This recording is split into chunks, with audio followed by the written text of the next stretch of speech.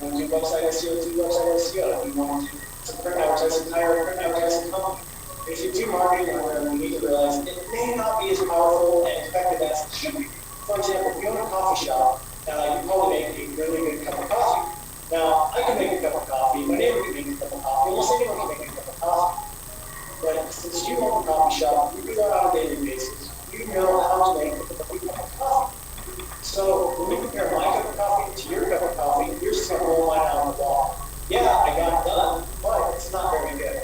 So the same thing goes with marketing. If you really want to get effective marketing, you should hire people for you. So if you want to do online marketing, hire an online marketing company. If you want to do video marketing, hire video marketing. Want some video SEO done? Hire a video SEO company. Or hire employees to do it for you. Mistake number 4 is that most business owners don't cater to their customers. As a business owner, there's a lot you need to be doing, and like I mentioned in mistake number 2, you should be focusing a lot on marketing. And if you are, that's awesome, but you cannot forget to cater to new customers that you do have. Now, you want to focus on your customers you have because you want them to be coming back to you again and again and again. And if you're spending too much time on marketing and driving new customers into your business, that's great, but what happens if they don't come back again? You want your customer service to be so stellar that they keep coming back to you again and again and again.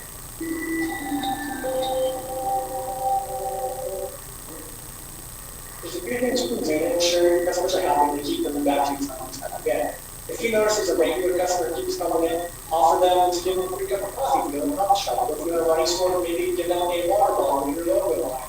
Or if you're in a retail store, give them a discount on their next purchase. Or if you're in an online store, you notice someone keeps buying from you time and time again, contact them. Let them know you're thankful for their business, and then offer them a discount for them on the next quarter. These small things make your customers happy, and they end up telling their friends. They say, hey, this company gave me a free water bottle, I got a free cup of coffee here.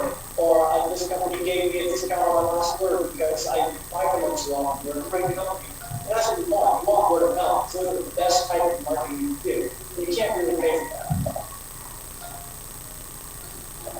Now, let me give you an example of how I used this last month in my own business.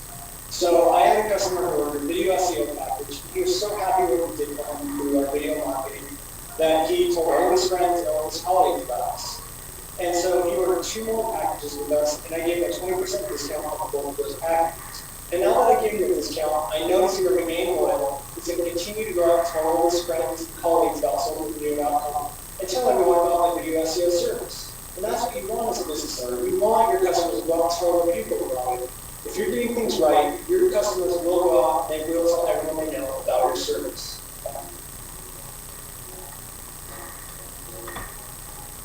Another great thing you can do is run a contest or a giveaway. So what you do is get a gift card for $25 to $50, and you tell your customers to come to your store every day, or via email, or however you want to do it, that we're running a contest. We're giving away a free gift card to everyone. So all you need to do to enter is like our Facebook page.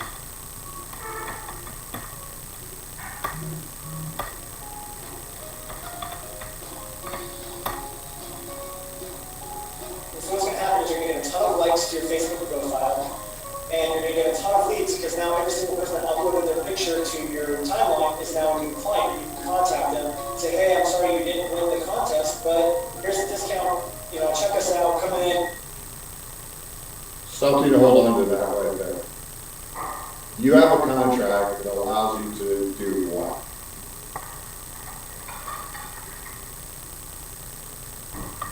Leverage your personal SOI to expand your client base as long as you don't directly market to them. Did everybody read that in their contract? Just a thumbs up. Everybody know they have that? I don't have any of that, so nothing, no reference. So you're going to leave with a 90-day plan. Let's say that 90-day plan is to work that SEO list, right? Through a series of events, which include maybe webinars, a presentation, a grand opening event, or a personal one-on-one meeting, right? Multiple events. Now, you link into me. I'll give you guys a hint. If you link into me, you get 825 new what? Oh, potential client. Yeah, potential contact, potential client, potential relationship.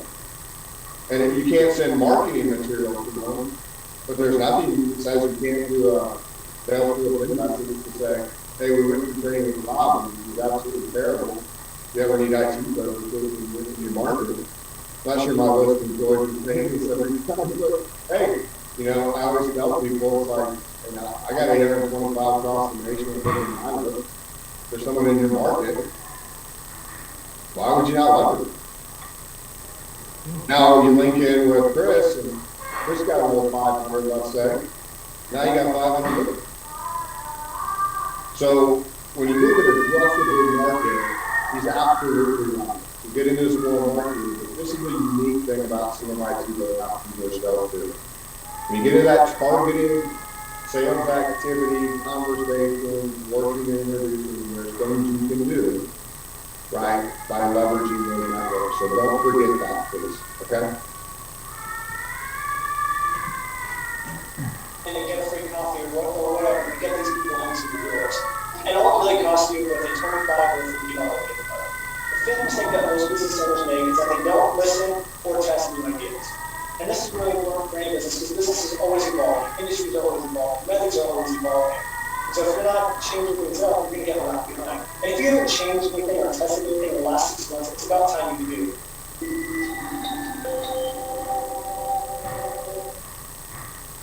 And the best way to do this is ask your employees or ask your customers what they like and they don't like, or what they would change about the business. The best way to do this is to ask your employees, hey, are there any things you would do differently? What do you like? What do you don't like? Is there ways that you think you could be more efficient? Are there things that you would change? And you start getting a list of things together, and then you can pick the best ways and methods to start testing and changing. Now, before you implement something and make it a standard, you should always test it. What may look like a great idea may not be a great idea, but what doesn't look like a great idea could be. So the only way to do this is really just test it and find out what works. Now, the next thing you do is ask your customer. Customer log, How many of you just got scared? Testing something and understanding that it could break or mess things up. How many people kind of have that thing like do something without like making sure that it works? This is for all the engineers. I know how y'all are. Hey, we got to test things 150 times, and then when it does break, it wasn't our fault. I know how it works. It works in testing. But if you feel that, guys, understand everybody can do the science of business, but it really is an art. If you follow the science, there's tweaks and things that work for your personality that don't work for mine. Be okay with knowing that. Be okay with trying some things out. And the one thing, like you said, is they don't listen. Growth mindset as a new business owner should be your biggest thing. Write down on a piece of paper, and this is the number one thing I say to business 101, the one thing you get from. Doesn't matter what I talk about with accounting, what we talk about with mistake, the one thing. Find 3 to 5 people in your area a day that you want to be mentored by. This isn't go out and learn MSP work, I'm not sure this is your coach, but who is it that you look for? Go back in your list, right? Dave Quantock is the guy on that list. 3-star general, consulting firm. We talk about nothing other than that. That's it. We talk about our families and whatever to check in, but it's really not, we know that better than anything in the world. We all ground together, we do a few things. That's my breaking it, right? Things that, I've had questions on, and, we've looked at the legal and ethical sides of it, and I think it's good in that. It's not What I'll 110 tell years, you is, please find a mentor. I don't care if it's an accountant you know well, somebody you like, somebody that knows the industry. Don't pass this opportunity out. You build the network by starting with people that you can help mentor. And we'll talk about that when you send out your SOI list. But sometimes they're the people you use your SOI list that you go out and lunch with. So you can say, hey, how crazy is this? How many friends think it's crazy to open up a CMIT franchise? No. How many of you actually asked him what's his opinion? Okay, so that's good, Bill. Because I'll tell you, I've had people that ask the people, like, what are you doing? Why are you doing the job? Right? Or what do it's like, and I'll tell you, told you guys, did I tell you that Ann quit working? I don't know if I told the candidate or told you, did I tell you that Ann quit and became an insurance salesperson? She just let me know. Right, okay. Well, Ann decided to stop teaching this year. Came home and said, hey, I'm leaving. I'm gonna go be a salesperson. She went to our sales training. She got 3 job offers, one at $60K for a furniture sales job. She just took an insurance sales job for $28K a year. And you know, I should do it for the culture.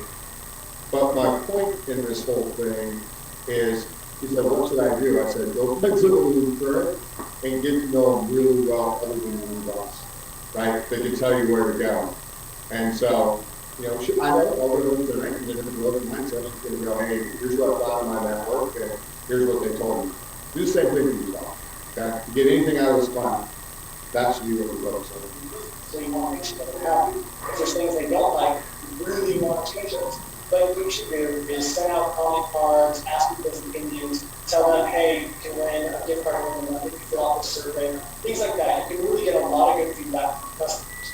Now, if your customers are telling you, hey, I really like this and I really like this, you can keep those things, obviously.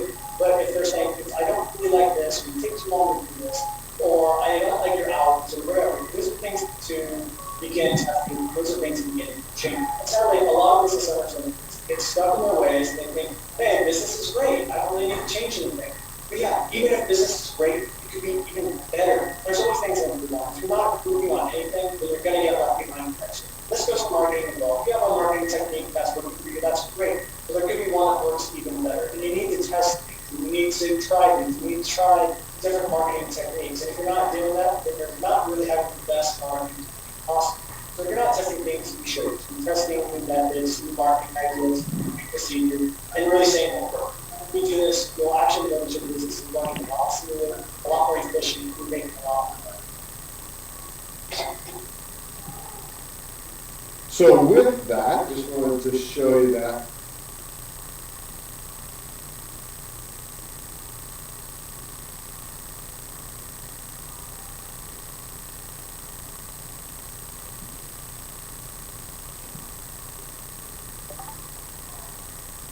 Hey, Chris, we're going to tell Roger we're going to do this presentation properly. He's not going to want it. It's useful, and we already have notes on the website. People are using access to the link below. And we also made another video with the top 5. That's the most awkward thing in the world.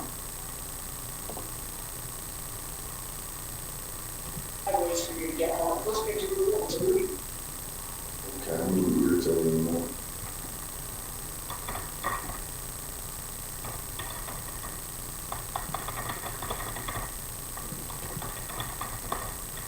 It locks in, which is weird. So it's a cool presentation software called Beautiful AI, which helps you function. Again, this is one of those CEO tools. So this is real life happening here, right? Like everybody will present this tool.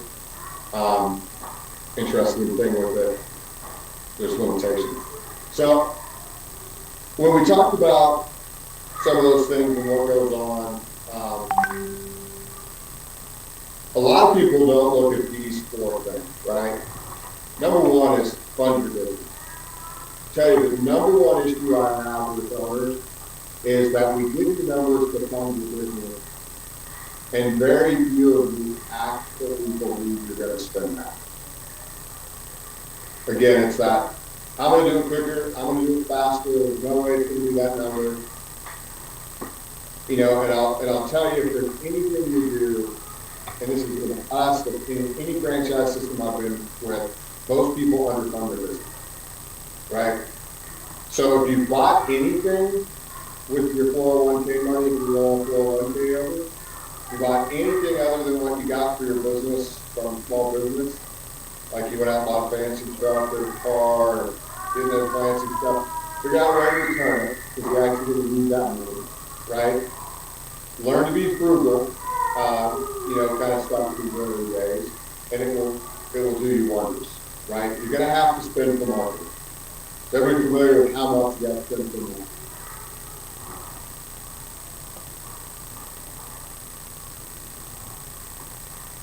Everybody know how much that's spend?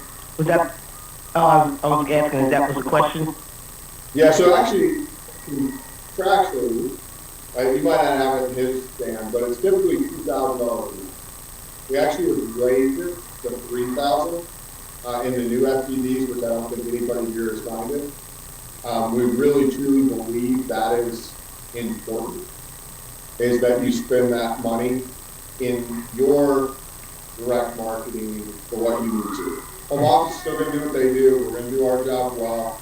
But marketing is not just putting banners and stuff up on it. Might be local SEO, right? Could be networking events. Could be buying coffee for some of a client. So think of that not just as marketing, but anything marketing and sales related is rolled up in there.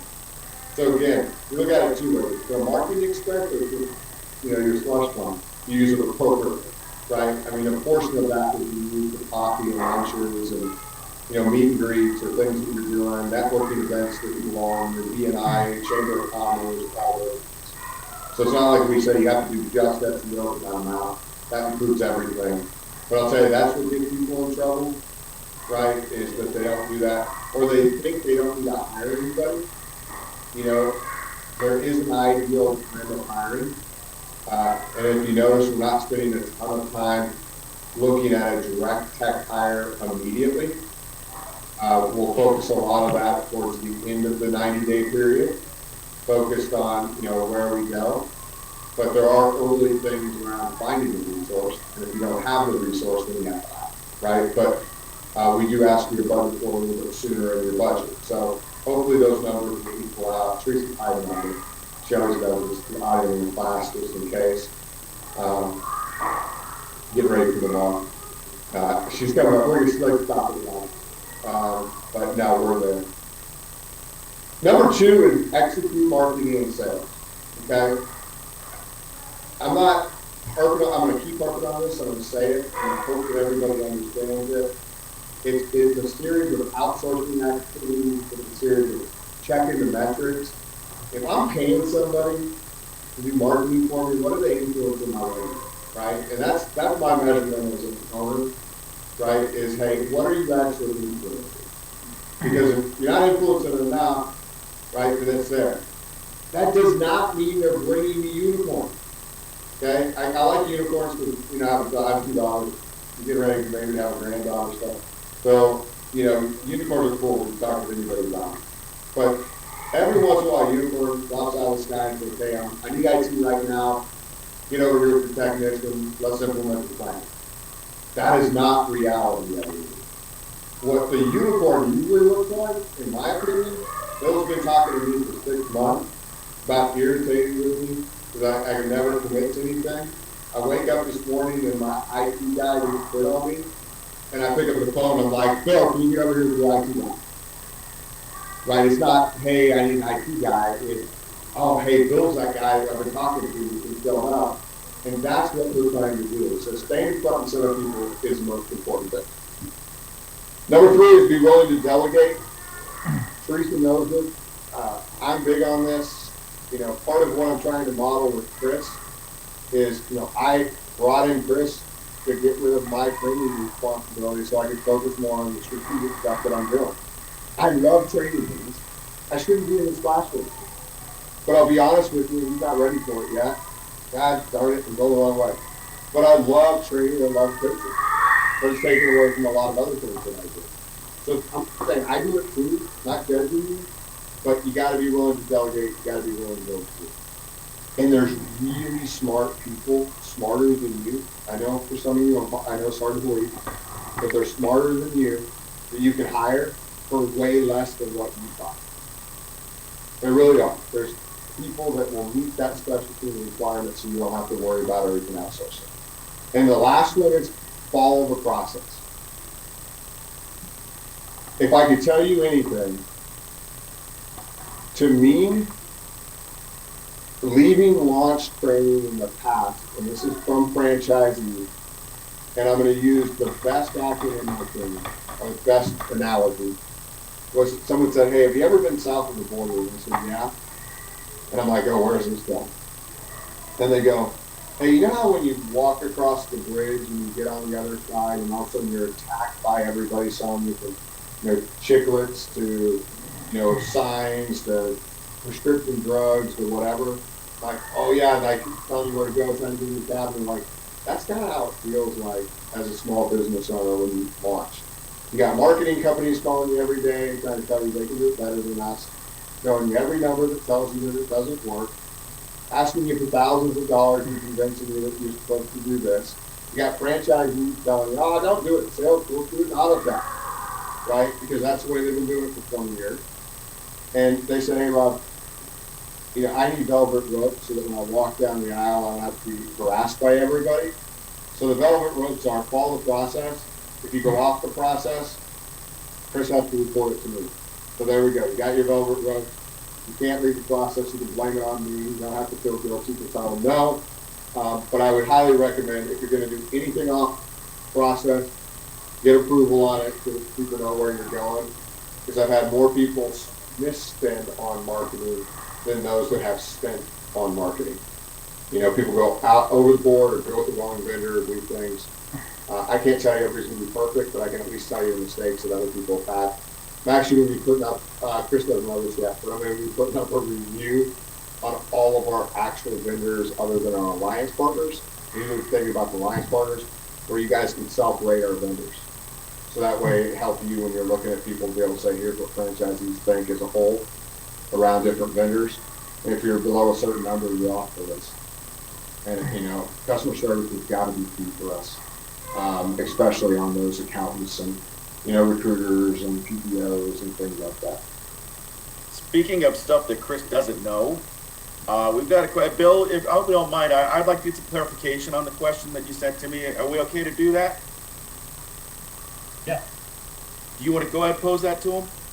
There was something that you mentioned, Rob, about you can't market to certain people and it's in your contract. Did I mishear that, or is there something there that? So, according to your contract, you can only market to those individuals within your zip codes. Right? Okay, yeah, in the district, right. In the district. But where I was going with this is, if you properly use your SOI and your customer's SOI, your addressable market becomes almost infinite, right? Yeah, that makes sense now. I understand that. Okay, sorry. And sometimes I'm confusing stuff. The second ask before you move on, the deck's locked, so I can't get into it. Got a request from Tan if you would share the link to that video that you played. Yeah, I can afterwards. Beautiful.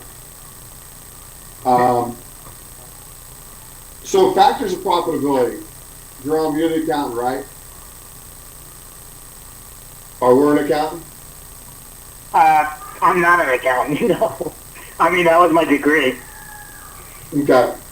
So write this equation down for me real quick, because I think it's important that you guys do, and I'll send you out a link on Connect that has all the MSP equations for figuring everything X times or whatever.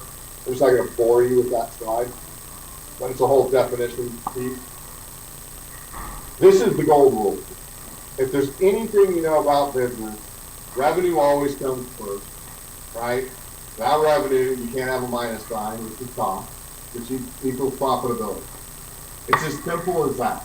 It's in and out, accounting 101 in about 3 seconds, right? Revenue comes in, the cost of what you buy go out, and at the end of the day, it's profitability. So we can talk about what is profitability, does everybody know the term EBITDA? Okay. So when we look at this, a good franchisee, after a year of operation, right, going into 18 to 24 months, you guys should be above 19 and be as high as 25 to 26 on EBITDA. So when you take out, revenue, you take out expenses, you guys should be in that space. I am seeing MSPs today run in the 30s.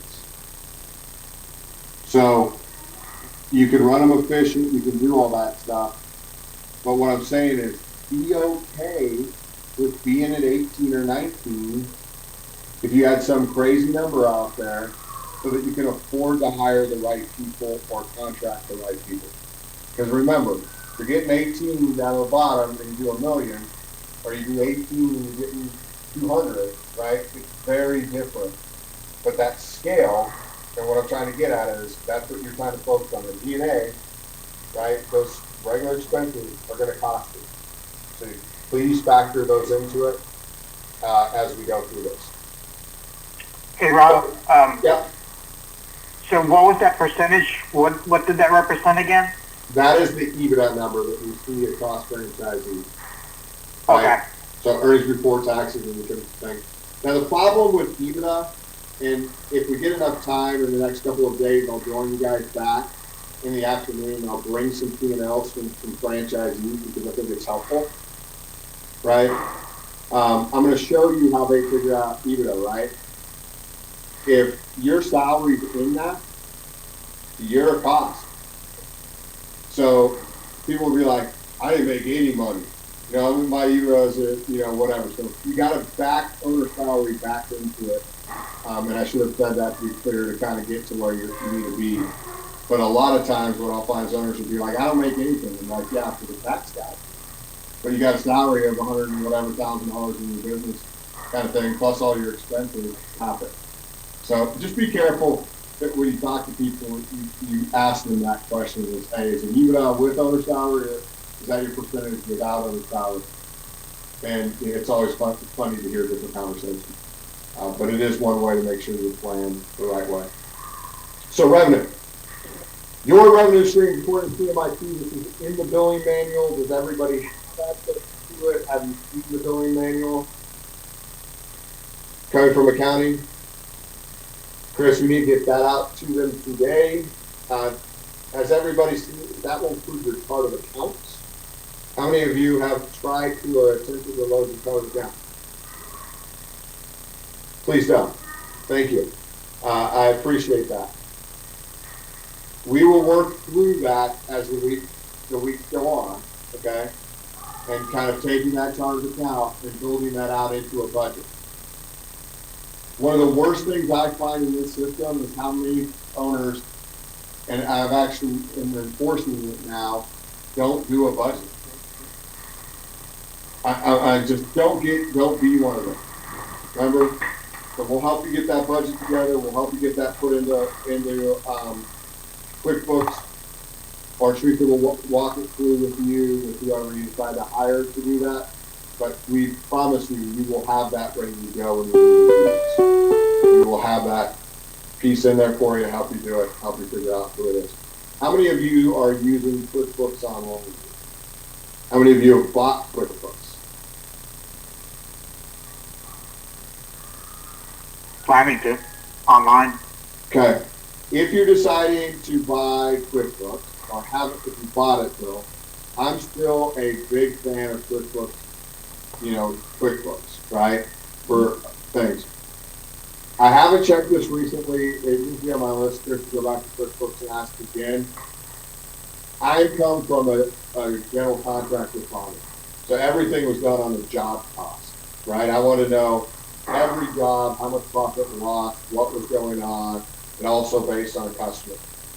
That was not possible in QuickBooks Online, right? Most vendors you talk to and outsource things that are relatively inexpensive will try to drive you towards QuickBooks Online because of the integrations that they've now put in there. So the link between Autotask and QuickBooks Online is a little bit more stable than the one that's between, the old Apex connector, I think, or what was it, like one of those old weird things that connect. It can be a little bit difficult at times. I don't have a preference on either one, is where I stand. I'm just saying, look at where you're at, look at which one you prefer, vendors you work with, which direction they want to go, and we can support you both. Home office we now use online, mainly because Paul, our main board member, wants to get on it. He doesn't want to have to log into a VPN, so it's more for his convenience. So either way is fine. We'll make some commitments. But please, before you buy, talk to Teresa and I, and we'll kind of point you in the right direction.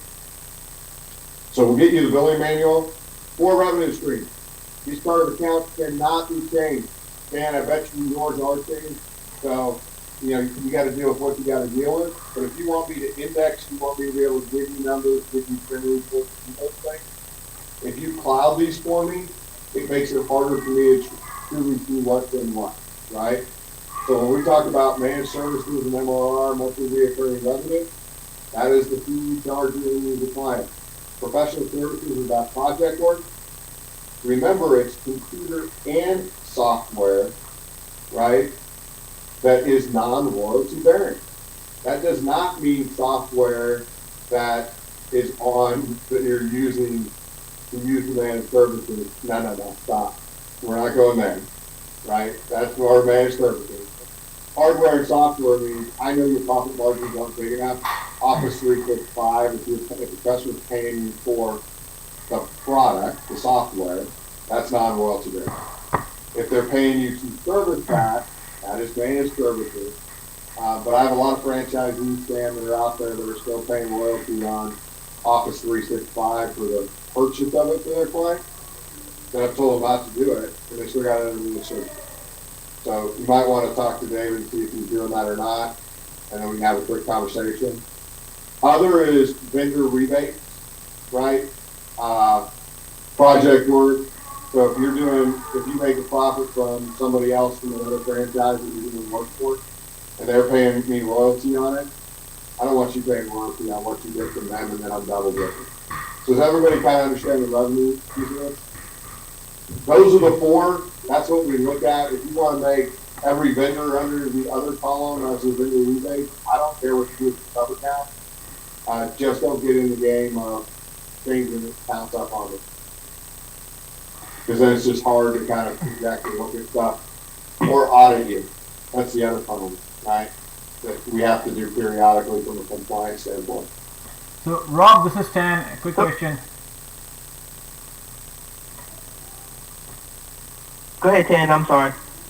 Rob, the question I had was in cases of inter-office billing, who pays the royalty? How many of you read the operations manual?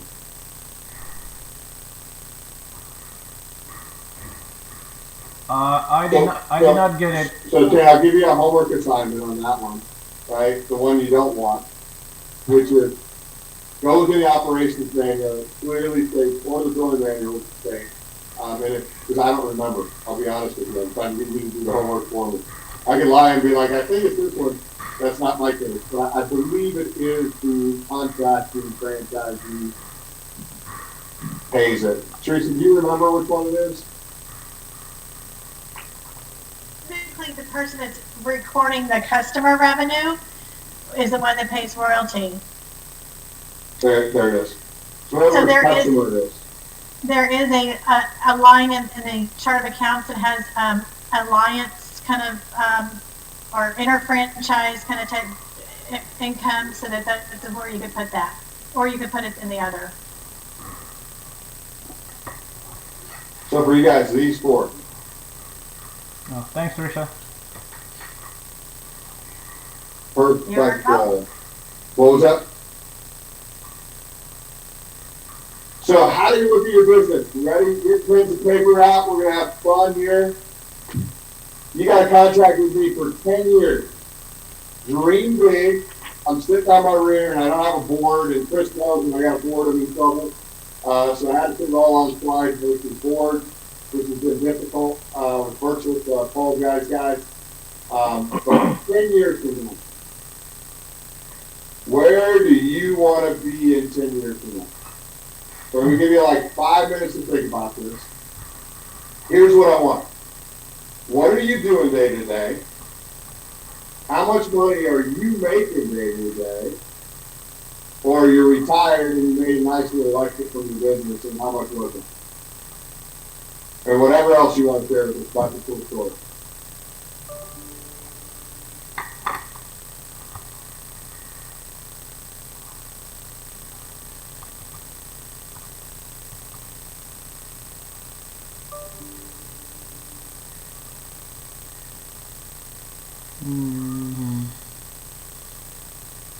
Rob, was it, you said 5 years? What was it? 10. Time? 10 years. 10 years, okay.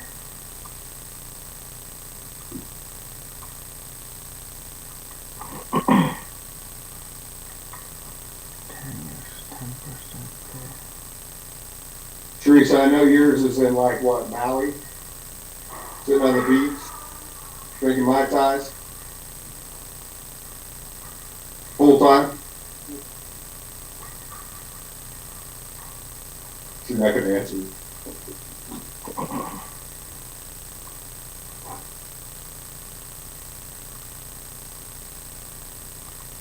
Equal to 1.5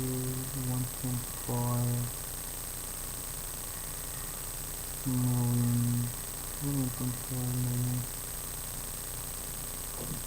It is 30%.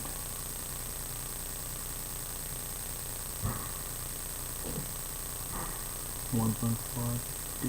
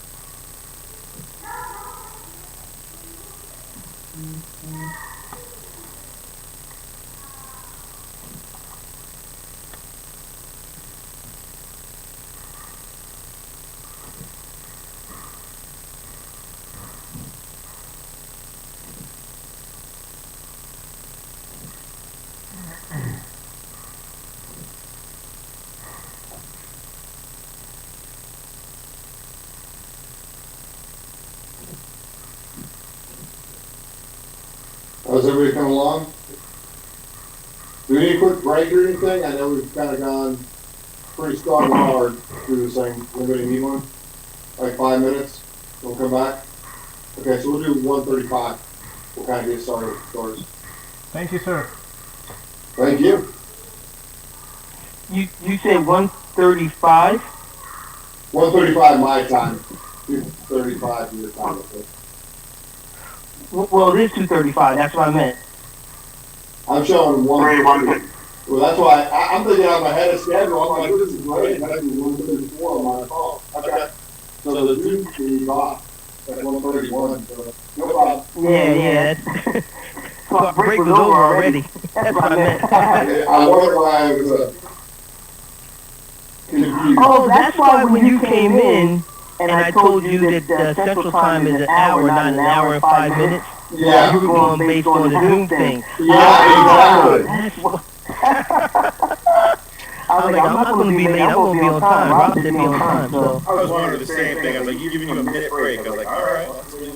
No, that's the point, right? It's like, now you know why I can be out really early. It's like, you couldn't go to walk on me. Like, Alright, so 5 minutes is one, I guess 140 is what you're saying. yeah. 141. Cool. Alright.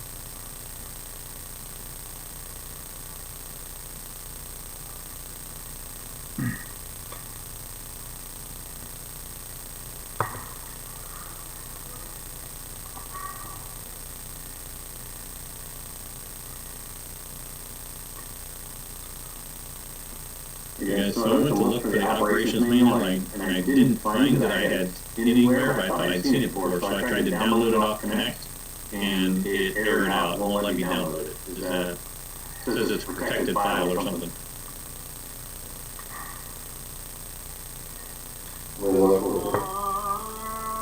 Do you have the reference, are you going into your reference library? 2019 operations manual? Yeah, I just searched it. Here I am at the home page. Reference library. And then into 2019, is it the same path you put it? No, like I said, I just did a search. Okay. So you go that path. So maybe Chris, you need to check that. I think there's a form one up there as well. There's actually form and packages in the system. Oh yeah, all I get is that first page and then a bunch of dots.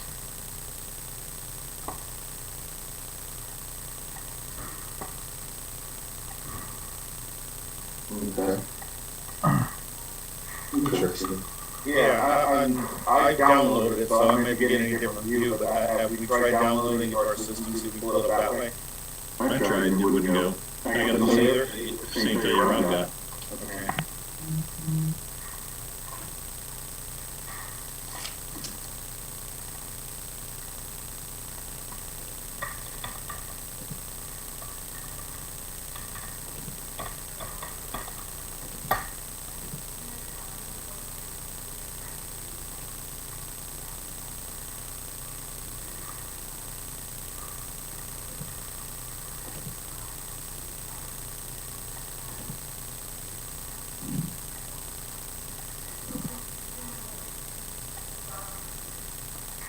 Okay, I'll go back and look. See what's going on.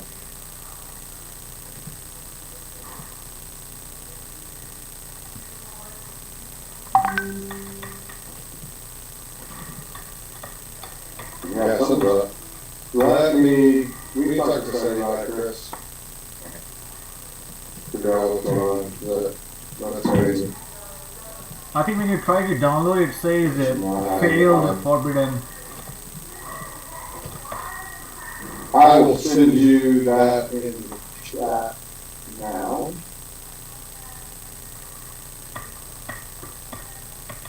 I'll get it someone to you. And then so everybody is there. Chris, if you put that down, you can go, or you can pull it.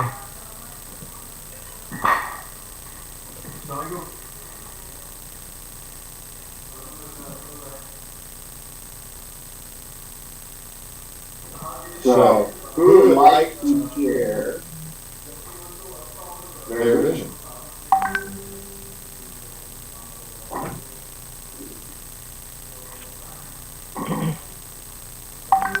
I can share mine if you want.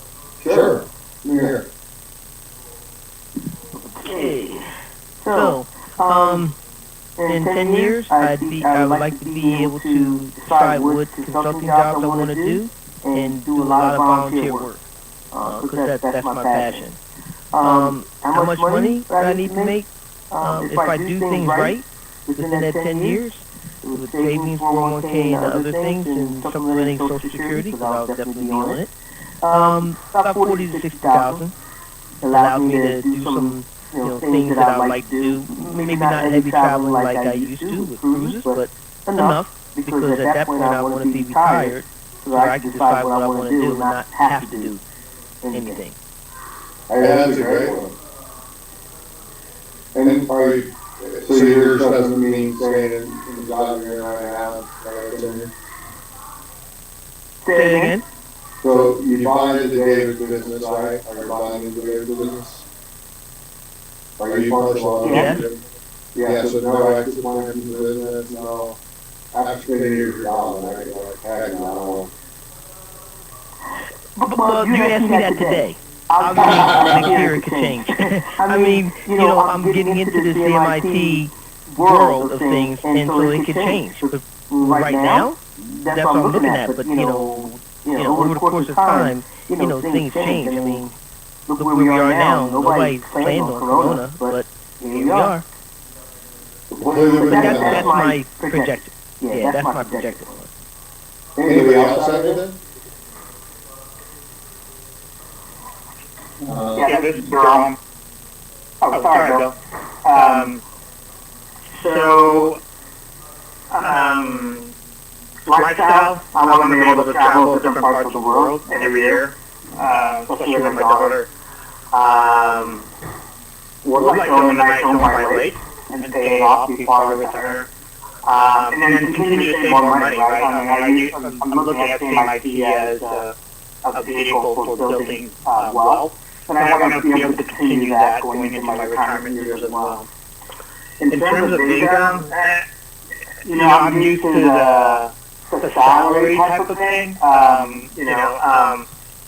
And I don't know if this is, again, it's a lofty vision or goal. I'm thinking at least $200K annually in order for me to sustain that lifestyle that I was envisioning.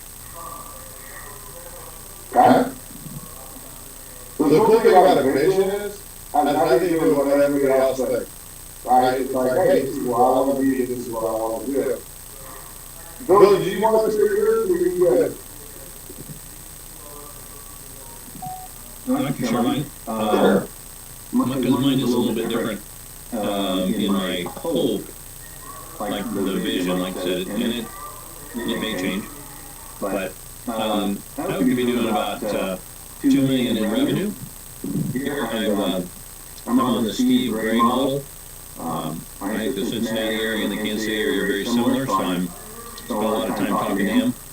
And I know he's about to finish up year 3 and is doing quite well, it seems. So I have a place to ask him to be my mentor, but that's where I'm headed with it anyway. But so about for 2 years, about $2 million or more. I'm not going to limit it, but at least. I hope my son, who just moved back from Alabama, has gotten tired of his job that he hates, and is running the business. I would love for my daughter to come in and work in the office, doing managing people and HR.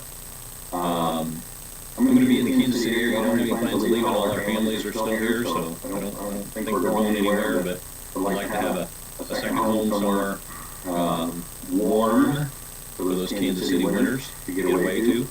But I'd still like to be pulling about $100K or more out of the business, either through selling it and just on the annual buyout or something. So I would be well into the retirement and I'm hoping that I have to give all my Social Security back. Let's just say it that way. Hey, what a goal. So, the point of the vision as we go through this, and I was telling you mine is none of you believe it or think that we can selling a lot, but it involves, for me, having about 30, 40 acres, focused on my business perspective, having a couple of different business things I want to do. Very unique, very niche, what I'm looking for, and having, traveling and checking out different places, but to, kind of get a concept and put our ideas together. But it's not even in the business, right? I have my thing, we have different businesses in my team, right? Hey, I want to be on top of the scale, and understand that, we can make their MLR in 6 months. I mean, that's what I love. We can find the rest of you get to, 10K MLR in 6 months. There's no problems, we can come out and go. And so that's really where I look down on this whole thing. It's not that's sort of the same as I'm saying. But the vision is more than just us. If you talk about personal vision, I love vision boards. Put all the guns up on the wall that you like and you want. And don't let anybody judge you for it. We have a place in Mexico that we think we get too much money for. But that was on my vision board. I don't have a place I can get away and use stop. I wanted to be free enough to be able to go on vacation when I wanted or run away for a weekend. So that's really different. You look at pictures of it, that's personal and perfect. The problem is, if you're going to hire an employee, the worst thing in the world is when they come to work for somebody and they're like, hey, what's your vision? And I'm like, but it sucks. Yeah, I'm tired of working every day. It's like, you can really tell me that. So, when Chris and I were going back and forth, his first name was Rob. Where are you at? What are you doing? Why me? And you gotta sell that story just as much as you gotta sell the job or the position. I'll be honest with you, Chris was honest about it. He was looking for the right job, the right position, what he and his wife were looking for. If it was in his wheelhouse and his lifestyle, that's what your boy is going to expect from you. So, please, get that down on paper. If you haven't taken the time, you can tell people that's your why, that's your origin story. There's 100 different ways to look at it. But if you can't tell me where you want to be in 10 years, if you can't tell me where you want to be in 10 years, there's nothing else we can find. But it truly is. It's going to be one of those things where everything's just going to kind of go. Now, I had the same conversation with Paul. Our board member, like a year of PE, Paul, whatever. You're first, great. Just learn how to solve. 3 years is something I want you guys to work on for 3 years. I'll come back in some things later. But the 3-year plan takes that 10-year lofty goal and adds this equation. In 3 years, what must be accurate, okay, for me to be on that plan? When you get to the 1 year, it gets to the 2. But it's more that thing of what is the trajectory? I can do a little plus and minus that trajectory, but if I want to be, sitting there with, the business size I want, $2 million run rate, and all that kind of stuff in 3 years, what does that look like? What would I have to do to get it there?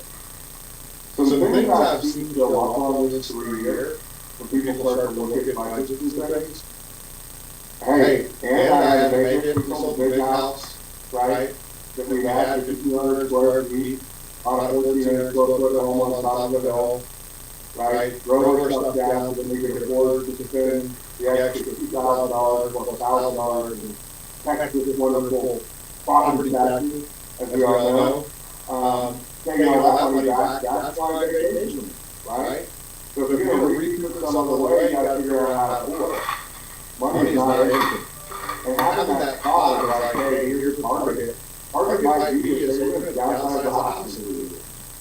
Right? Or hey, if the trajectory is really able to do myself with the acquisition or whatever I'm going to look for, to get specialty skills or whatever, might be there. You're just dreaming. There's no right answer here. I'm not giving you context. I'm just telling you, let me see what we come up with. Because for something to be accurate and you're on the way to your vision, and in 3 years, what are those markers? Does that make sense? So, hey, I'm making $1 million in my business. We sold the house, and we're now going to call it home. Hey, the kids are out of the house. That is crazy, not word. They don't always go through this way. They got one that won't lunch. So, it's like, hey, the kids will all be out of the house, right? When we have, I have an investment that pays off in a certain amount of years through, the contract I bought for a place in Mexico with all of my investment. Through it, they're going to have enough money to pay me that money, right? Hey, my KPIs will be accurate, my numbers will be right, I'll have the right employees. Just start to come with that list. Just look at a brainstorming idea. You got 3 hours to come up with me, help me out, and, go through that kind of process and that. So the intent here, what I want you guys to focus on is the 1 year plan. You don't get to give it this one, you give it to you. Whatever your budget is right now, whatever your ideas are from where you're at, I want you to look at between 8,000 and 10,000 MRR, right? So if you want to hit between $8,000 and $10,000 MRR in 1 year, what would you have to do to get it?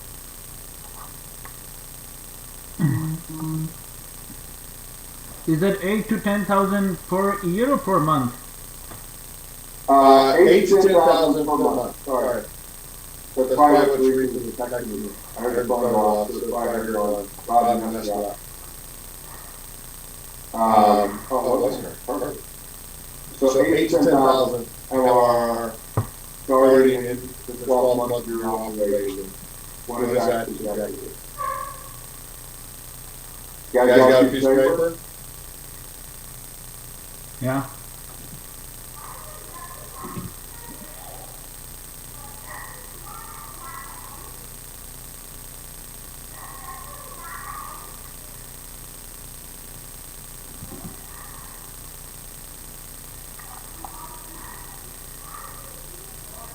Average MRR per client. Okay? You guys see my phone? Yeah, we can see your Excel. I've pulled these numbers when we talk, so I'm going to give it to you.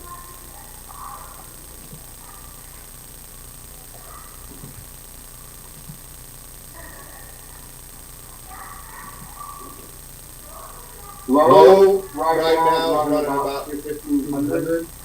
Okay, and this is an average, average bottom of this pipe. You want to look for a client.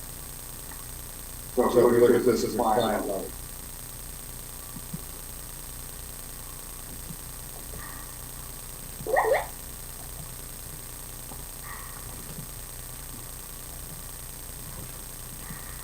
So if we do the math, right, on 10 users, what does low look like? 15,000? Well, you gotta add the server in there. Like it's 10 users and one server. Right? So if we do that in a user model, not a device model, we'll get to all that. Just from a simple standpoint, count the server in the equation. Right? So hey, if it's 10, take this and take 10, right? Per user model, you how much? 150? Okay, 130. Yeah. About 150 per user, all in. Are you here? People get those numbers? So what are the assumptions? 10 desktop machines and one server, or just 10 desktop machines? 10 desktop machines and one server. Okay, thanks. So if we do the same thing here, all right?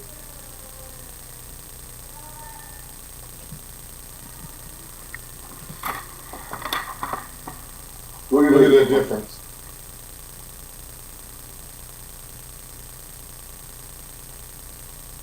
No one in the system that I know is getting consistent. So don't stress yourself out, right?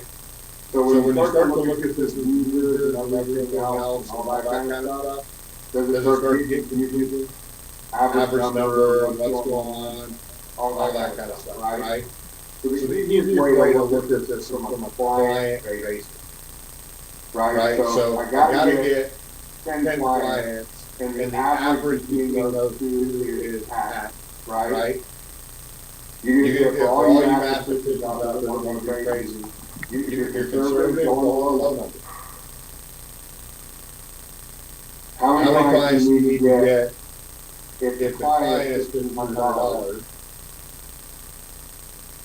MRR and you want to get to 10K a month? How many do you need?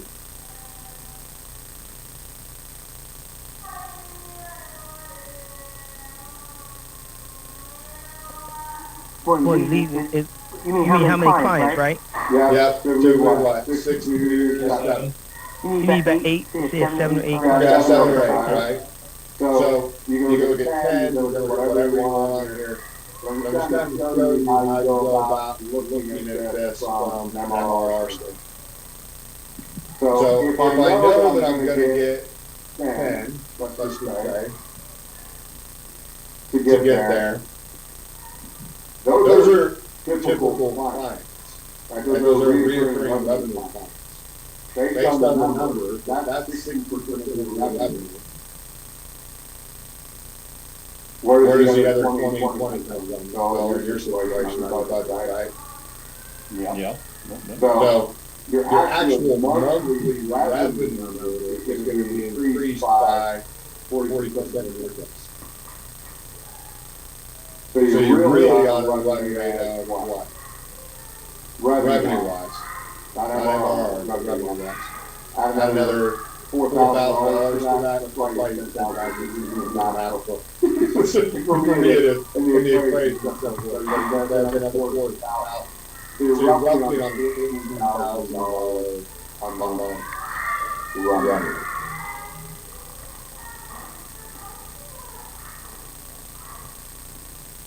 Making it confusing?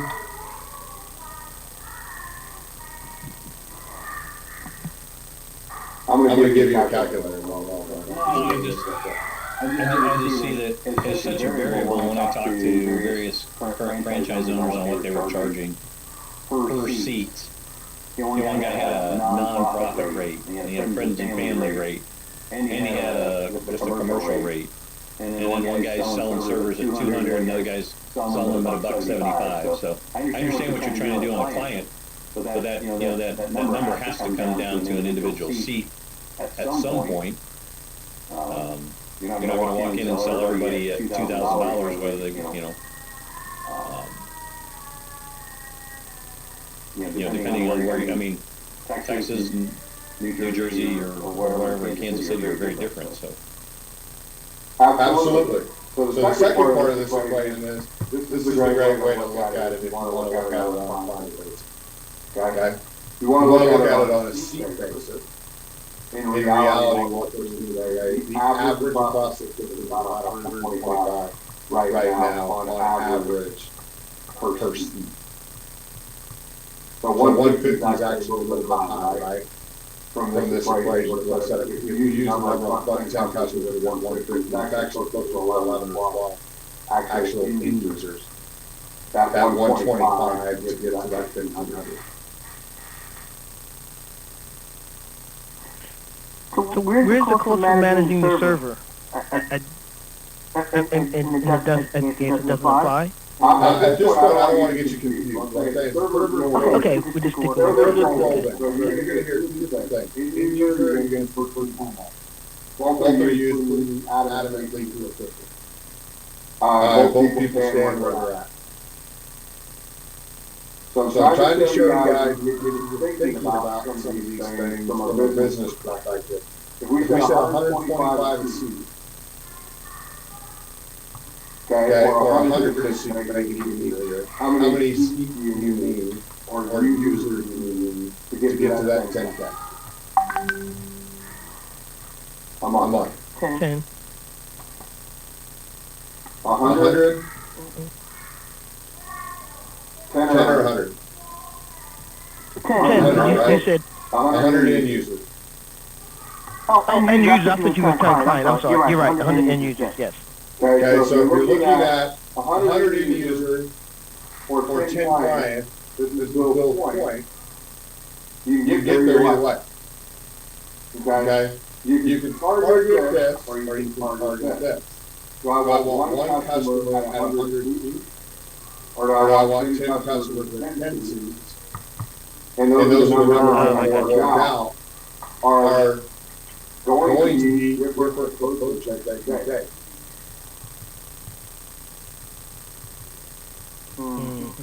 Here's the equation that I'm watching everybody that the process we're going to show you to target customers with different in the system than I've ever seen before. Bill, if you want one customer at 100 feet, and that's what you're after, you got to still grab it, you got to still handle it. But you know what, if that's where your focus is going to be on sales activity, and you're figuring out 5 to 7 people in that city process that have 100% company, and you're only going to target 100% companies, within your territory of another 30 people that you're going to go after, and that's going to be primary goal for your first year. And all you need is land one of those to pay your bills. It doesn't mean you're going to give up on the other stuff. But now we're actually hunters instead of gatherers. And this is the mentality we're trying to do with this program. It's without the numbers and the concepts of finances. It's difficult to plan what you're going to do. And so all I'm trying to do is get you to think tonight about using some common numbers. First goal is get you $10,000. You know, that's the comfort level, right? You get to that MRR, it should be somewhere between 14,000 in revenue, right? 16,000 in revenue, depending on how you do your equation on what portion of it's going to be in there versus professional service. Can everybody see that with me? Okay. So that's the start. So all your KPIs are going to be driven toward that 10K. When you get to sales training, like you with Jim, he's going to break that down into the right? Hey, here's how many people you got to talk to, here's the presentation you got to do. He's going to break all that number right.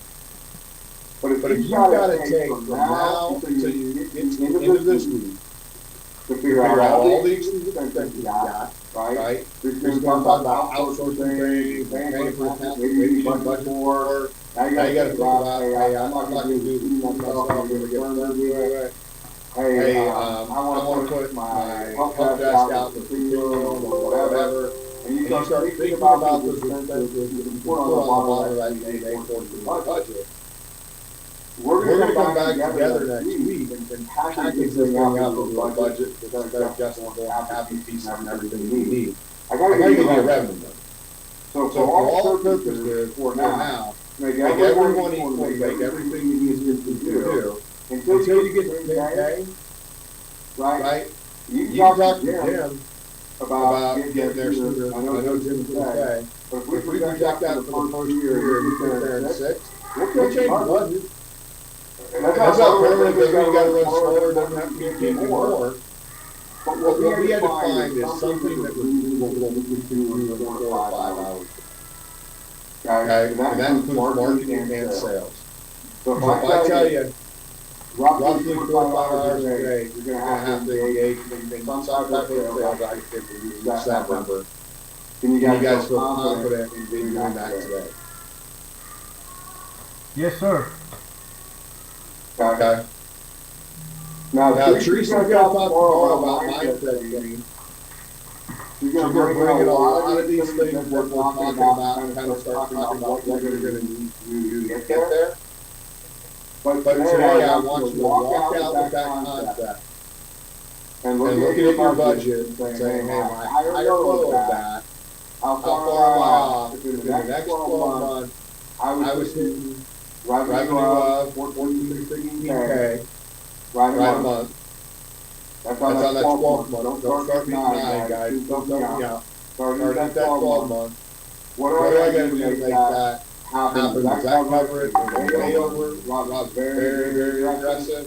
I can't get there with Rob. Let's talk about it. All these bring up things about you. They bring up different things about your personality, how you look at things. I'm too aggressive, or you too aggressive. It just gives a level of that talk about, so that we can have a reasonable budget conversation. And also, by that time, you have all the numbers in the page. So if Jim tells you it's going to take talking to 70 people instead of around 20, so are you really going to maintain that conversation? You're going to hire somebody to do that in your budget before you commit to doing it. Great, put it on paper, but you know, we can't hit the budget, we're not going to be on budget, we're not going to abide by the budget, why the heck would we abide by the budget? So I don't want to go somewhere at the end of the week, not example like I do on this. I want to have a realistic, honest conversation about where we spend it and what we spend it in that budget. Is that fair? Okay. Two other pieces Chris is going to them out. I'll give you Chris out after this.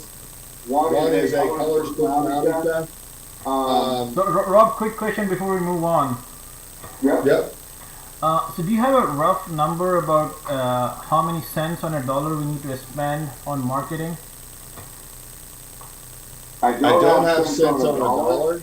I can't tell you for a good thing for spending 2,000, usually 3,000.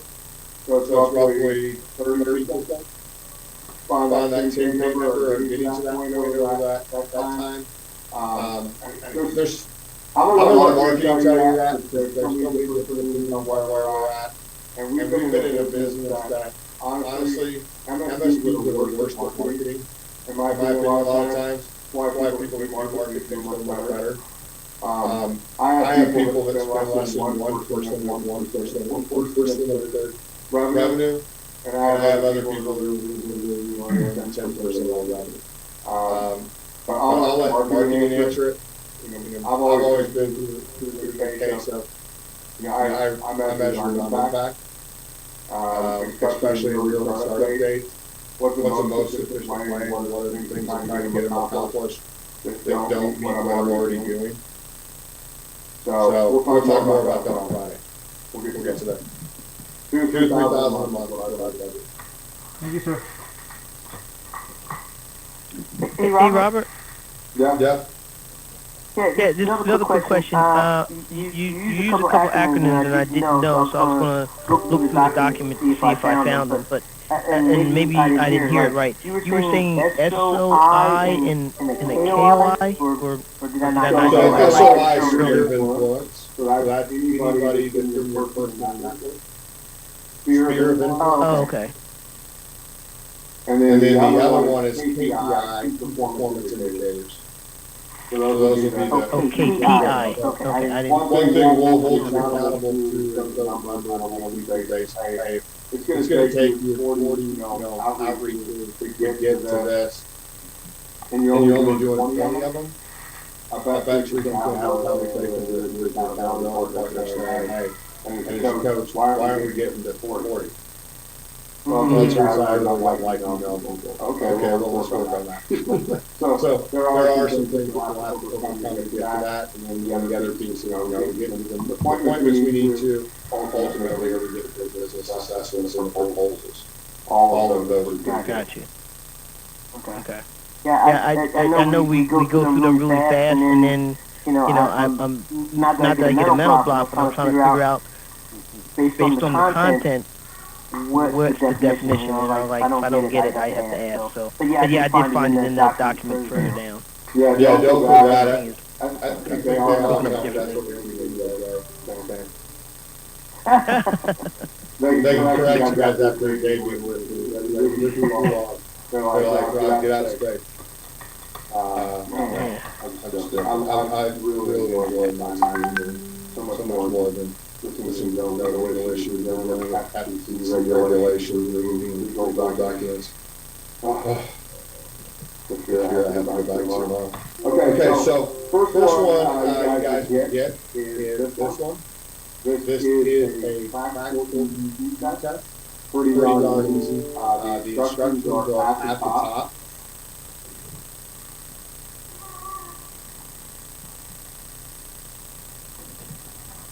Zip it out with the camera. Tell you how to fill it out. How to answer questions. Do that. Then you store yourself on 28 pages. Don't worry about the scores. Just send that back to Chris and get it done. And we'll give it some meeting and most likely tomorrow afternoon we'll talk and kind of go through stuff that's on it. Kind of understanding where we're at, what's going on, and where some things are. So, for instance, if your issue might be empathy, it's just something to be aware of, something you got to develop, and will help us develop a 90-day plan on something you want to work on. I've had that as mine for a while, at times, especially with teenagers. So simple things like, I'm going to compliment them every day on something you actually really like. Those are the kind of things where we can help kind of guide that as we go through our things and personal development. The second one is... You want us to do the scores. You want us to write in the scores, right? You're okay. Chris and I can do them. We're not really worried about it.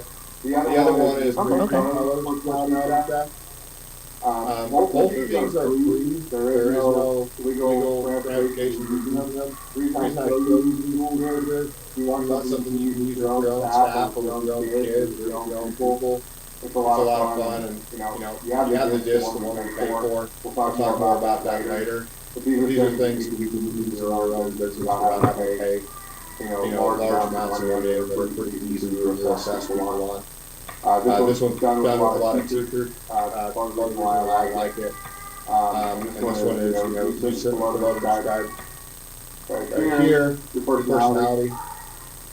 And the interesting one with this one is you cannot go through it and do A is B or B or C or whatever the case is. You give 4 points, right? As it says up here. It's like you, 3 points go great to the neck. So you have to give each line 8.5. 4 being the highest, 1 being the lowest. So it says, when I make a decision, I typically go my first impression. If that's my closest one to B, it would get a 4. If it is below, it's going to be a 1. So I have to rank all of these as I go through. And if you get that back to us, well, go ahead and grade it for you. Don't worry about doing grading. So you guys have the time now to do that. Or you can go ahead and do it tonight and get back to it tomorrow.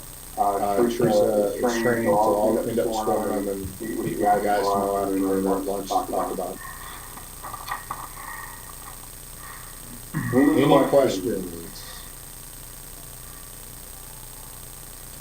Before we head off, there are a couple things in the chat. If you didn't get the acronyms page, scroll up a little bit, it'll be there. I can definitely resend that with the package as well. Does everybody have access to the ops manual now? We're good there.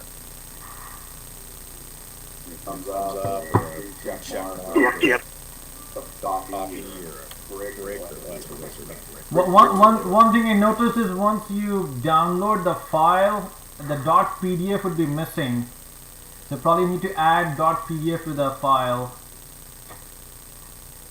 Okay, that's something I definitely need to make sure we get rectified. Good call out. My email address is also in the chat. I put it in earlier, but that is me. Not just related for the homework credit you gave me. If you have any follow-up, any feedback, any other questions, I know Rob's going to take the bulk of those questions right now, but as far as procedures and things like that are concerned, I could definitely be a resource for you. I've got a lot of takeaways from the session, and I've got some work to do. Rob and I are going to get our heads together and get some things corrected here, but for day one, guys, I appreciate it. Thanks for being so friendly and so malleable with your time and with some of your thought processes. So thank you for that. And I missed it. My headset went out. I don't know what happened. But are you sending us the file with those lists, Rob, or you did already? We're working on doing that now. Rob and I are going to get together, and again, I'll throw in the ops manual just to make sure. But Tan, you said the entire document's not coming through for you, or just parts and pieces of it? The whole document you can download at the link you send in the chat. But once you download it, it will just show the name, and it will not have the .pdf. So the PDF logo will not show up, and you will, if you double click on it, your computer will not know what to do with it. Okay. So we got some linkage issues, and we definitely got to get Connect for it, because we're moving forward where everything's going to go through Connect, so we're going to make sure that that's taken care of. So I apologize for that. We'll start working on that. Or maybe this is just me, and I don't know. The link, Chris, through the chat that you seemed to work okay for me, so you're good now. Okay. So yeah, the one through the chat was okay. One off Connect was not. Yeah, it's interesting because it didn't work for me either. And then I just downloaded it on Connect and it worked this time. So I don't know what is going on. It was weird. Call the help desk. I've got directives on that, so I think I know where we need to go. So I'm sorry that's not working for you. We'll get that rectified. So questions on day one. Too much information. How y'all feeling? Able to digest? Recap here is just you're in a year-long training program. And a nice quick way. Relax, step back, enjoy the ride. We're narrowing the focus so we can focus on what's important. Planning the training around the customer life cycle. Talked a little bit about that. That would kind of build, should have that calendar there to see the one-on-one portion throughout the week on when things are coming. And then really today on Business 101 is, point it the best way I can, is you are a for-profit organization. It's the easiest way to say it. You're not a nonprofit. so you don't work for free. And I'll tell you, no one else does. Build a team, grow that team, and realize whether or not you're looking at clients, seats, whatever. Franchisees believe that 10K MRR is the first breath. So it really needs to be our focus of getting to that point. And how do we get there so that we're prepared? Does that cover our expenses for the first year? Does not cover our expenses? Where are our shortcomings? Where are our expectations off or on? What would we need to do to increase that? And what would be the trajectory that we were after?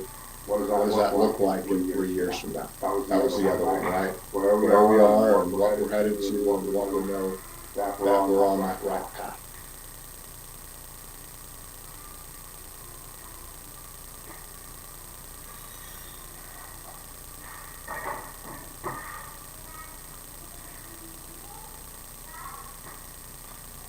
So, quick question at the end of the day one, if somebody asks me, as a CMID owner, what do you do? What do you do? I'm learning. Absolutely. I love that answer. Fair answer. Computer solutions. Hey, computer solutions works, right? What do you do? Hey, I'm a virtual PIO. You call yourself whatever you like, right? I'm a virtual PIO. Everything that your internal IT department can outsource it. Do it quicker, faster, cheaper, easier, all that kind of stuff. So I actually grabbed one for you. I wasn't going to show it to you. I've got one here. I'll leave it on my desk. Yeah, I'm looking at it. Why don't you read it for me? Sure. Him. What is a managed service provider? Managed service provider delivers network application, system, and e-management services across a network of multiple enterprises using a pay-as-you-go pricing model. A pure play MSP focuses on management services as its core offering. In addition, the MSP market includes offerings from other providers, including application service providers, ASPs, web hosting companies, and network service providers, NSPs, that supplement their traditional offerings with management services. That's a lot. Yes, it is. Because we do a lot. So try to tell somebody, the reason I'm trying to call you down here, we can do everything pretty much in the IT department inside your office we do plus. But talking about what we do isn't the important piece. This is why I don't want to give you that. I want you to get into a fancy speak. It's how we help solve the business problem of an owner that's the important thing. So what do owners complain about? Hey, you have to save costs on. Hey, what do you do? I have to save costs on IT. How? Now we're in the conversation. I never want to give them enough to be able to walk away from the conversation or to qualify me in a 10-question thing. I didn't want to say that this morning, Dan, but that's why I always try to lead with, hey Bill, what are you looking for? Hey, Rob, I'm looking for this. Hey Bill, what's business? You have a question with your business? Not me, man. I'm really getting tired of that IT guy. Okay. Hey, we're one of those companies you can outsource to. I can take care of that for you. I can find an IT guy. That's what you're looking for. And I'd be happy to take over your internal stuff. I maintain the confidence. My folks take care of that stuff for you, so you don't have to worry about it. You get rid of all that irritation and having to deal with somebody like that. And that just takes time. I got into the business solution before I could teach you that, right? But I tell you, number one reason why they outsource IT is what? What do you think? Cost. Number two, competency. Number three, they wanted to deflect the liability of their third party.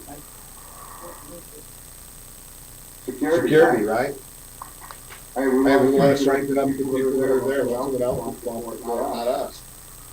So you'll get those in a couple of days. Dan will build on this thing. I'm really not trying to irritate you. I promise. Just trying to grow it slow. I know where you're at, Dan. How is everybody else? you feel like where you need to be today, feel like you don't know where you are today, have no idea how we're connecting the dots to the client life cycle of the one program, honest feedback.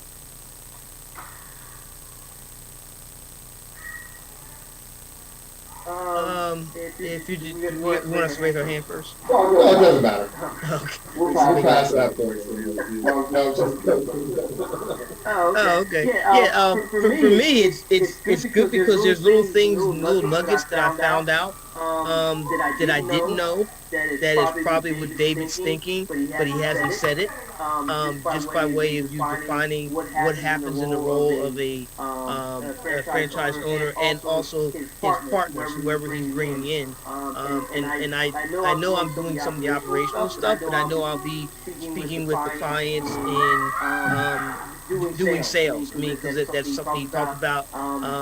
Because he said I'm a good talker. But anyway, I am a people person. And then some of the other budgeting things and stuff like that is great. I mean, I don't know what the numbers are. I know he has things already in place. So in my mind, I'm not thinking of changing those things. But it's good to know how CMIT's foundation is based so that I then can have a intelligent conversation with him. So for me, it's all new. I mean, I basically, like I said, had a clean slate. So I'm enjoying it.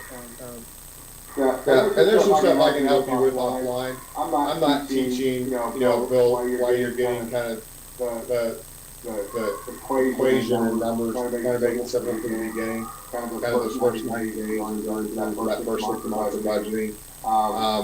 You have a different equation, and Chan, I'll talk to you about it as well. It's, what percentage are we going to increase the current client base? What did we identify with gaps, possible products we could upsell? All those are equations that go into the budget in the coming years as well. It's just at this point, if I give that to Jerome, Rails, a situation where I'm focused on hunting, which again is the hardest technique to learn.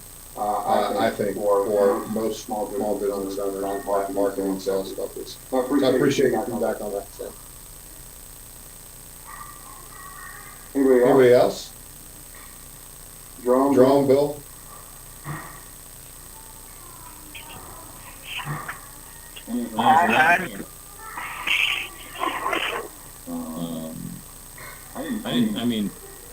I've owned a business before, so I have some basic understandings of this. So, but the setting the goals and some other things, actually a little more optimistic since the goal is 10K MRR a month, which is kind of my kind of break-even point goal in my sheet, somewhere right around there. So seeing that that's kind of your goal kind of helps me a little bit feel a little better about what I put together. I tried to be pretty conservative, but didn't want to, I didn't want to discount the fact that I felt like I should be able to sell one customer or two customers for 5 seats, per month, with the amount of activity I anticipate I'm going to have to do. So.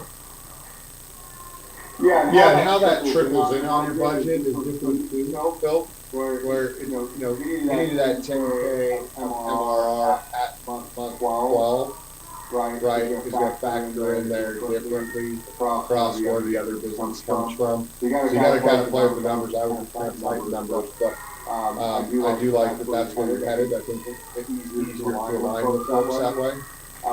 We are going to enforce the numbers and the KPIs because one of the inconsistencies that we found, and right now, Bill, my problem is that number can be hit anywhere from 6 months to, and I'm not quoting an exact number, I think it's like 5.5 months to, anywhere out to 26 months.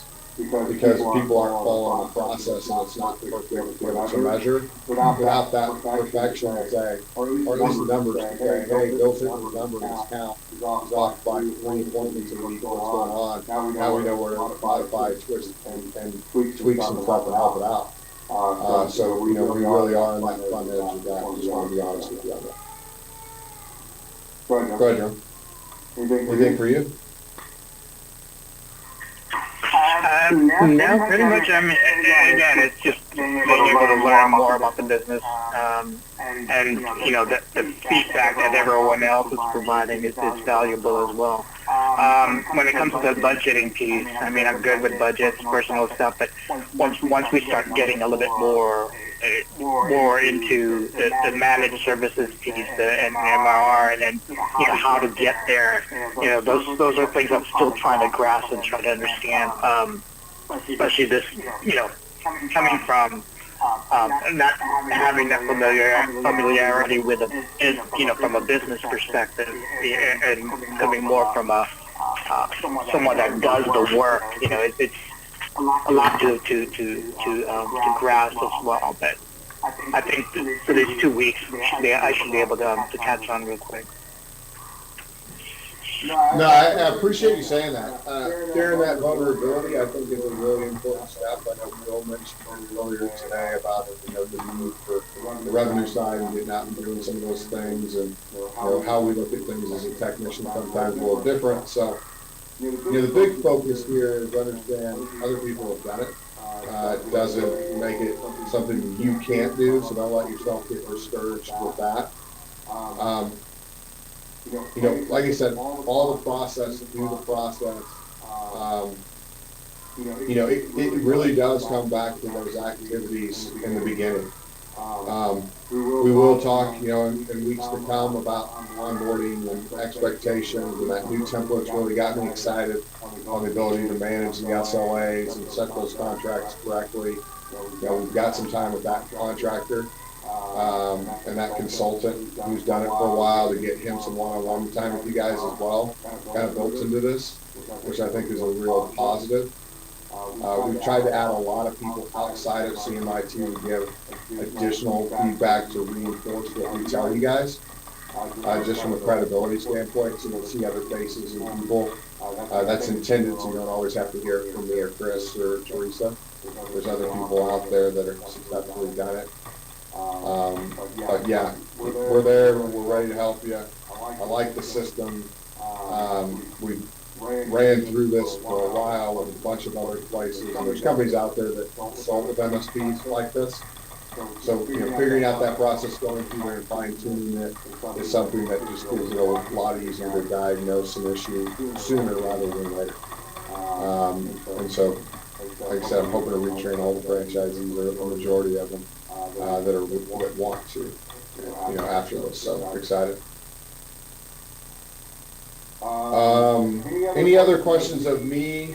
Anything you guys need from me? If not, then I think we can wrap it up. You guys can work on the homework. Teresa, do you have anything before we leave?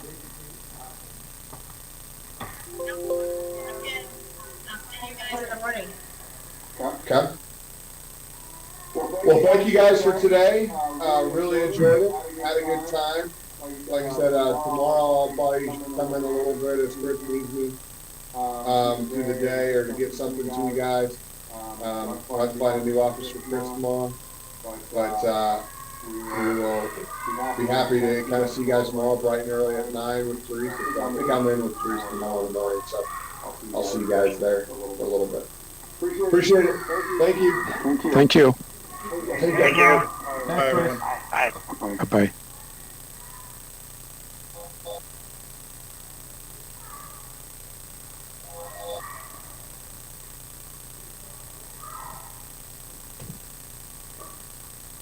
Can you do a quick call?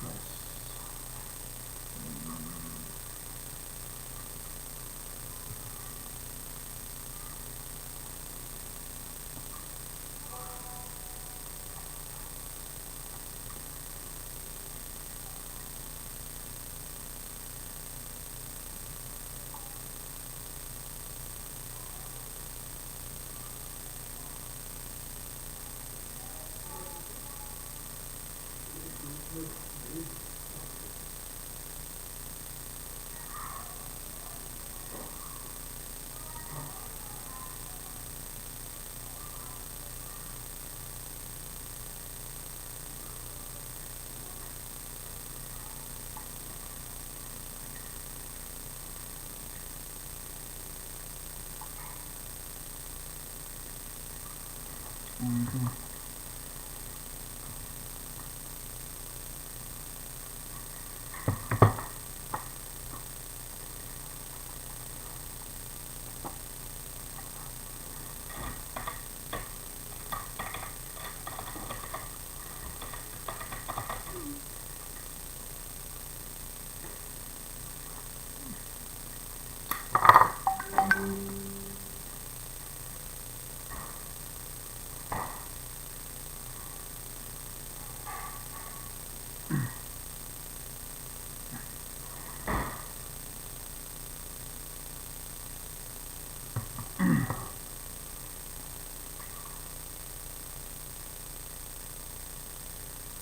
Hey Robert, this is Stan. Going good, going good. And a very nice class, and I really enjoyed it. I apologize if I was asking too many questions.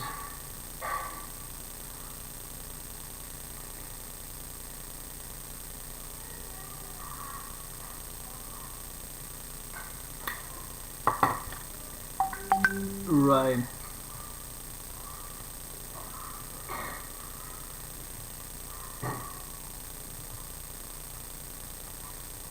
Right.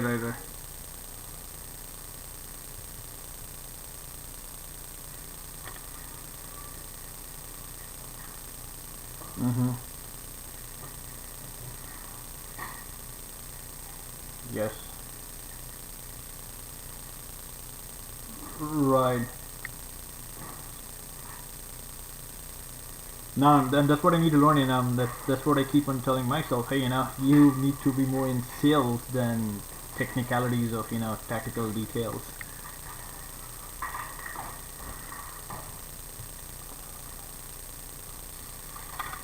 Right.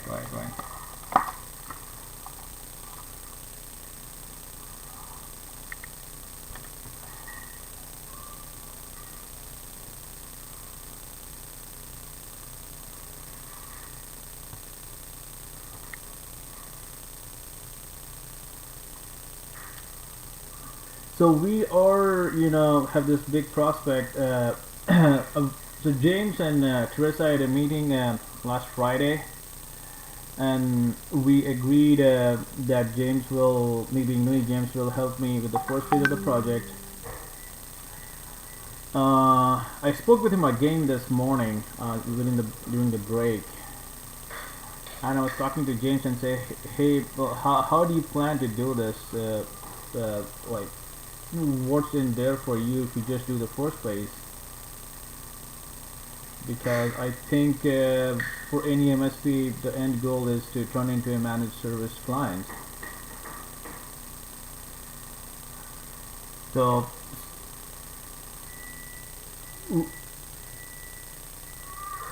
right. So, the long story short, James is out of it. It's just me, and I need some help how to proceed with this. If you have any capability decks or any sample SOWs, which I can share with the client and say, hey, this is what we have done in the past. These are the clients. These are the services we have done. Dollar amount.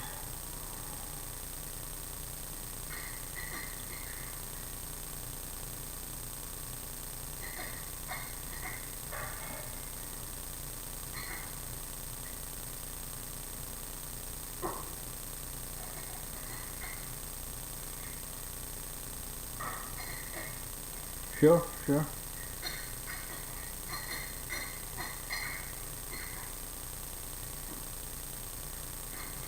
Because James says if I want to do this, I want to sign the contract and I want to do the whole project.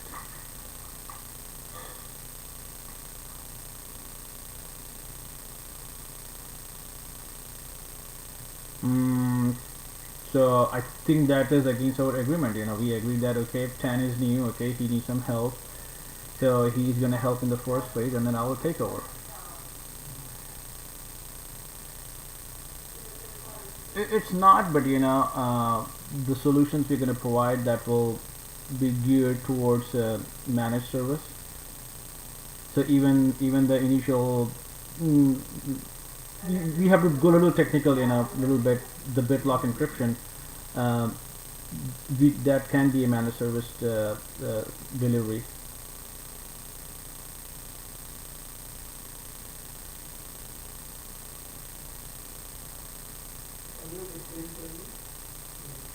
Mm-hmm.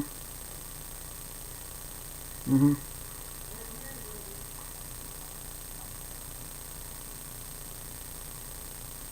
Mm-hmm.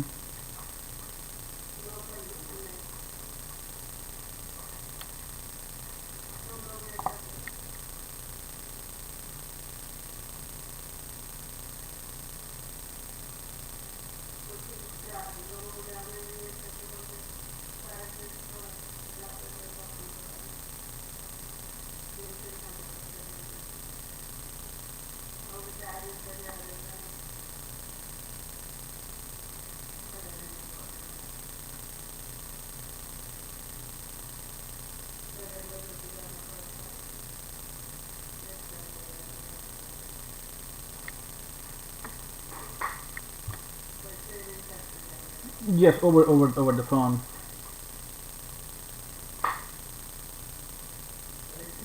Not do the work, not do the work. Advise, consult.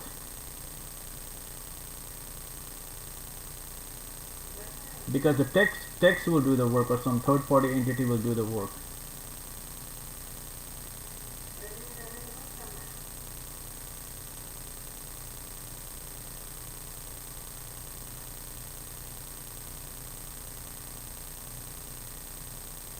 Mm-hmm. Mm-hmm.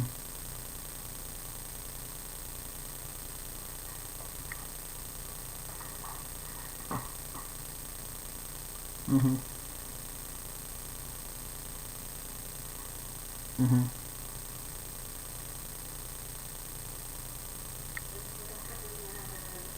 Mm-hmm. Mm-hmm. Mm-hmm. Mm-hmm.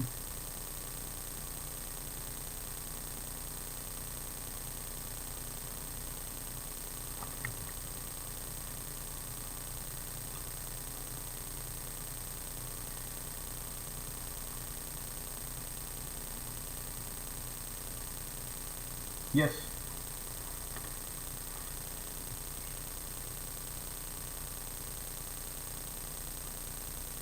Mm-hmm. Right. Mm-hmm.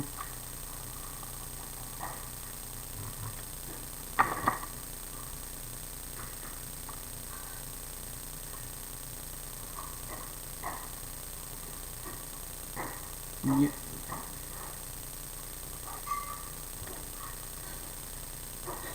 And that person, in my mind, that person may not need be from CMIT. That could be an outside third party person, third party.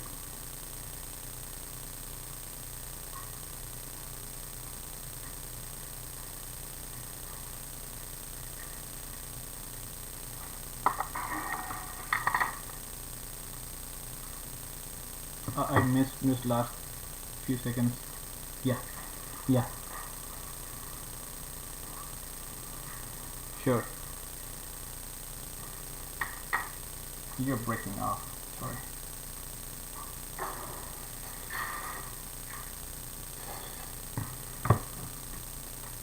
Sure.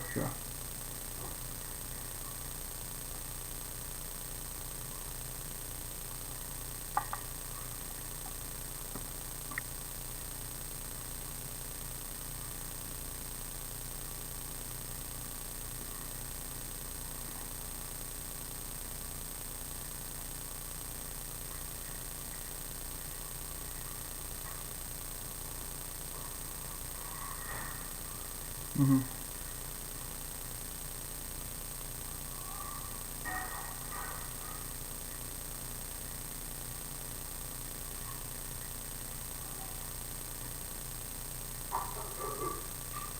Sure.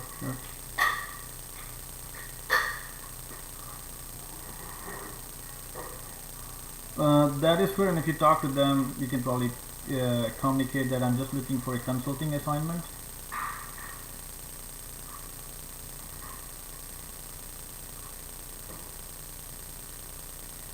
I'm willing to pay $150 an hour.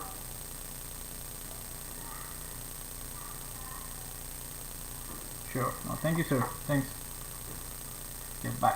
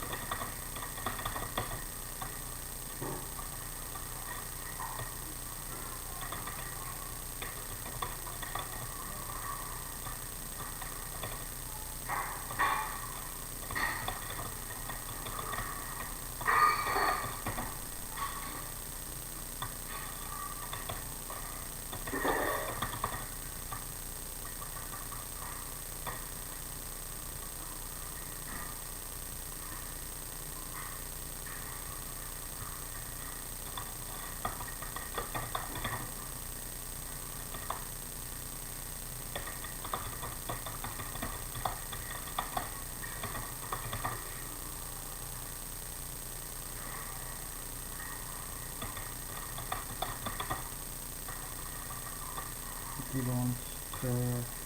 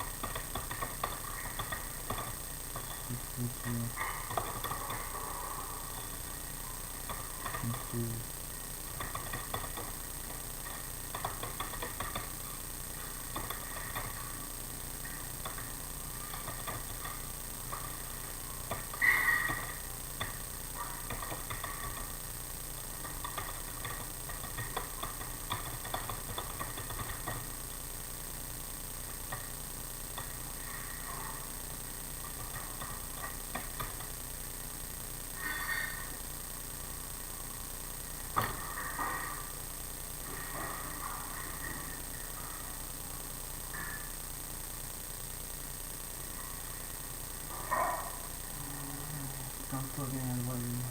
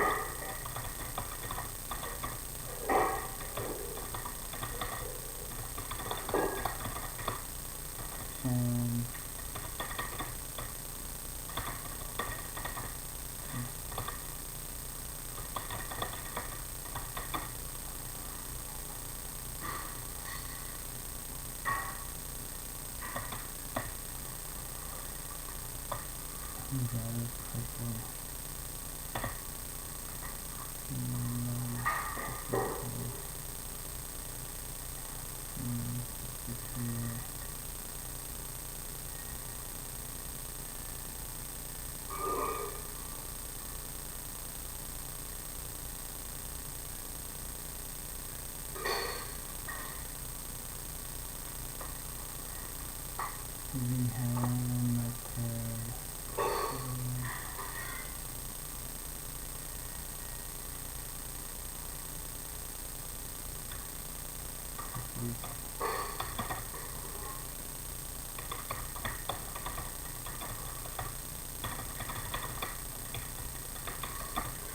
what will do also